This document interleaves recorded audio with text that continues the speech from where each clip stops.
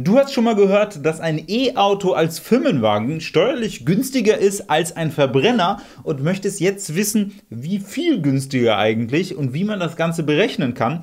Dann bist du hier genau richtig, denn darum wird es in diesem Video gehen. Grundsätzlich musst du bei der Anschaffung eines Autos als Selbstständiger dir ganz am Anfang eine zentrale Frage stellen. Und zwar, kaufe ich dieses Auto privat oder ordne ich es dem Betriebsvermögen zu? Wenn du dich dafür entscheidest, das Auto dem Betriebsvermögen zuzuordnen, dann gehört das Auto deinem Betrieb. Ich weiß, das wirkt manchmal ein bisschen komisch und manchmal wirkt man als Selbstständiger auch so ein bisschen schizophren, wenn man darüber spricht, das bin ich als Unternehmer und das bin ich privat, aber ein Gedankenspiel, wir nehmen das Ganze mal so an. Dein Auto ist elektrisch, dein Fahrtenbuch ist es nicht. Das ist irgendwie eine ganz komische Kombination und das solltest du definitiv ändern. Natürlich hast du grundsätzlich recht, dass so ein Fahrtenbuch deutlich günstiger ist als die 1%-Methode. In der Regel zumindest. Denn dieses Fahrtenbuch, also so ein Papierfahrtenbuch, wird in der Betriebsprüfung von Betriebsprüfern ganz häufig verworfen. Einfach weil das nicht leserlich ist, weil es nicht zeitnah geführt worden ist, weil es nicht vollständig ist und so weiter. Deswegen spar dir die ganze Arbeit, schmeiß das ganze Ding weg und hol dir ein elektronisches Fahrtenbuch. Zum Beispiel das von Wimcar. Das macht das Führen des Fahrtenbuches nämlich ganz entspannt. Und das ist für dich nicht nur günstiger als die 1%-Methode, sondern auch so einfach wie die 1%-Methode.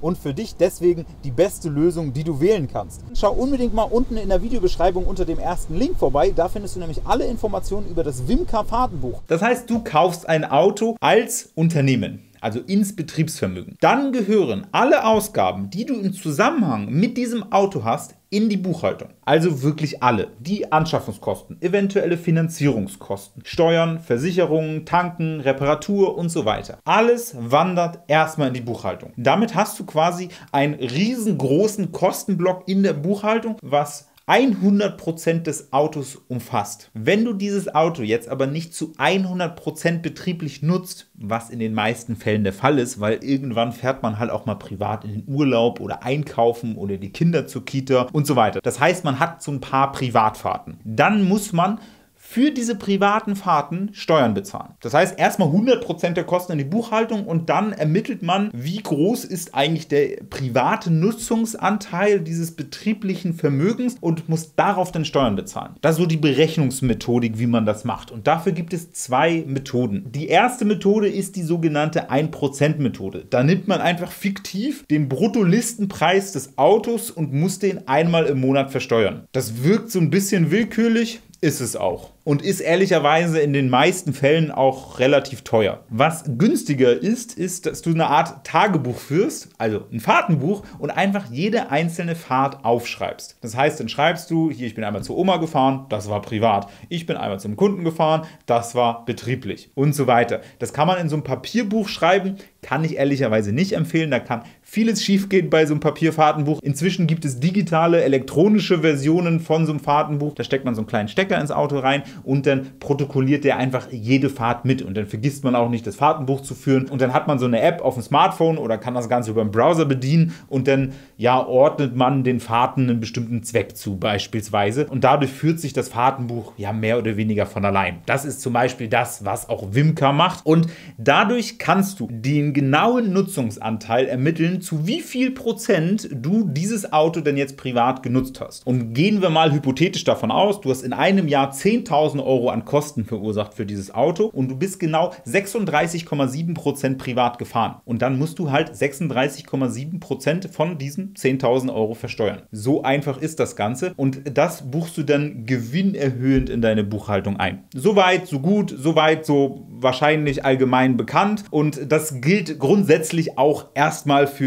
Verbrenner, für Hybrid- und für Elektrofahrzeuge. Es gibt aber für Hybrid- und für Elektrowagen Vergünstigungen. Und zwar ganz erhebliche Vergünstigungen. Und zwar spricht man da nicht von der 1%-Methode, sondern der 0,25%-Methode oder der 0,5%-Methode. Am günstigsten sind E-Autos. Wenn du ein E-Auto gekauft hast, also zum Beispiel ein Tesla oder ein Audi e-tron, dann kannst du das ganz normal so machen, wie ich es beschrieben habe. Dann musst du aber nicht 1% 1% des Bruttolistenpreises jeden Monat versteuern, sondern nur 0,25% des Bruttolistenpreises. Beim Fahrtenbuch gilt das Ganze übrigens analog, dann musst du halt 75% weniger versteuern. Und das Ganze kannst du machen, wenn dein E-Auto unter 95.000 € Bruttolistenpreis hatte. Durch diese 95.000 € werden ja so Luxusautos ausgeschlossen, aber sonst sind eigentlich alle gängigen mittel- und auch höherklassigen E-Autos involviert. Wenn dein Auto teurer war als diese 95.000 € Bruttolistenpreis oder aber du einen Hybridwagen hast, dann kannst du nicht die 0,25% Methode anwenden, sondern die 0,5% Methode. Das heißt, dann hast du immer noch eine ganz erhebliche Ersparnis im Vergleich zu einem Verbrenner, weil du nur die Hälfte versteuern musst, aber du musst trotzdem das Doppelte versteuern von einem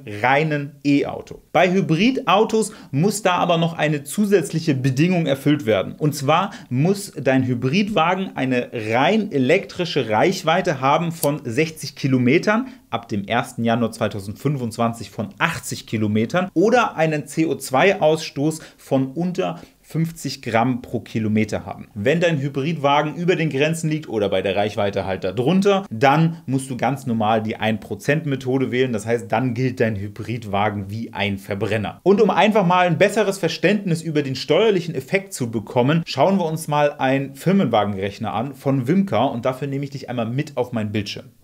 Wir befinden uns jetzt hier beim Firmenwagenrechner von Wimca. Ich verlinke dir das Ganze auch einmal unten in der Videobeschreibung. Dann scrollen wir einmal hier nach unten und hier sehen wir den Rechner und hier sehen wir auch, dass wir die unterschiedlichen Antriebe auswählen können. Und auf der linken Seite sehen wir dann den steuerlichen Effekt. Also 1%-Methode und das Fahrtenbuch und die Differenz jeweils, die Kosten fürs Wimca Fahrtenbuch und der sagt uns dann letztendlich, wie viel man spart, wenn man denn ein Fahrtenbuch führt und wenn man ein elektronisches Fahrtenbuch von Wimca nehmen sollte. Wir wollen uns in diesem Video aber vor allem den Unterschied anschauen zwischen einem Verbrenner, Hybrid und E-Auto. Und zwar sehen wir hier jetzt erstmal einen Verbrenner und zwar ein Audi A3, den wechseln wir vielleicht einmal auf den Audi A6 und dann sehen wir auf der rechten Seite, der Audi A6 ist erheblich teurer. Nicht nur in der Anschaffung, also die Kostenbasis hier oben, die ist nicht nur höher, sondern auch die Versteuerung. Und zwar aus einem ganz einfachen Grund, weil der Bruttolistenpreis höher ist. Der liegt hier jetzt bei ungefähr 70.000 €. Und wir schauen uns das Ganze mal an. Bei 70.000 € müssten wir nach der 1%-Methode ungefähr 5.600 € an Steuern bezahlen. Und beim Fahrtenbuch wären es weniger als halb so viel, also ungefähr nur 2.500 €. Hier unten kann man noch die Fahrtleistung und so weiter einstellen. Darauf möchte ich in diesem Video gar nicht eingehen, weil wir wollen ja vor allen Dingen mal den Verbrenner dem E-Antrieb gegenüberstellen. Wir merken uns also, Audi A6 Verbrenner kostet ungefähr 5.600. Wenn ich jetzt den Antrieb ändere auf Elektro, dann sehe ich hier sofort einen Unterschied. Es gibt zwar kein Audi A6 Elektro, aber gehen wir mal hypothetisch davon aus, es gäbe genau das gleiche Auto auch in der E-Variante, dann zahlen wir keine 5.600 € Steuern pro Jahr mehr, sondern nur noch 3.000 €. Das heißt, wir sparen hier substanziell Geld, wenn es ein E-Antrieb ist. Und wenn mein Budget für die Versteuerung des Firmenwagens jetzt bei 5.600 € lag, dann kann ich jetzt im Preis des Autos nach oben gehen. Bei Audi gibt es ja auch ein echtes E-Auto, zum Beispiel ein Audi e-tron. Der ist teurer als der A6, aber der ist steuerlich tatsächlich günstiger, weil es ein E-Auto ist. Und die ganz Aufmerksamen unter euch, die stellen sich jetzt eine Frage. Und zwar, wie kann das eigentlich sein, dass bei der 1%-Methode 5.600 € Steuern rauskommt und dann reduzieren wir die Besteuerungsgrundlage um 75% und machen aus der 1%-Methode eine 0,25%-Methode und die Steuer sinkt zwar schon spürbar, aber ja auch nicht um 75%. Wie kann es dann sein, dass die Steuer immer noch so hoch ist, also immer noch gut die Hälfte ist? Das liegt daran, weil hier jetzt nicht die Steuer gespart wird, sondern die Besteuerungsgrundlage. Und ganz, ganz wichtig, diese 1% oder 0,25% gilt für die Ertragssteuern, also für die Einkommensteuer und gegebenenfalls für die Gewerbesteuer. Diese jährliche Steuerbelastung ist eine Zusammenrechnung aus der Einkommensteuer, Gewerbesteuer und Umsatzsteuer. Und bei der Umsatzsteuer gibt es diese Ermäßigung nicht. Das heißt, letztendlich ist der Bestandteil von Umsatzsteuer in diesem Betrag viel, viel größer, als wenn ich jetzt Verbrenner auswählen würde. Letztendlich zahle ich exakt gleich viel Umsatzsteuer, aber die Einkommensteuer und die Gewerbesteuer ist halt erheblich niedriger. Das ist die Erklärung für die ganz Aufmerksamen unter euch, die sich hier schon gewundert haben, wie das denn sein kann, dass man nicht auch 75%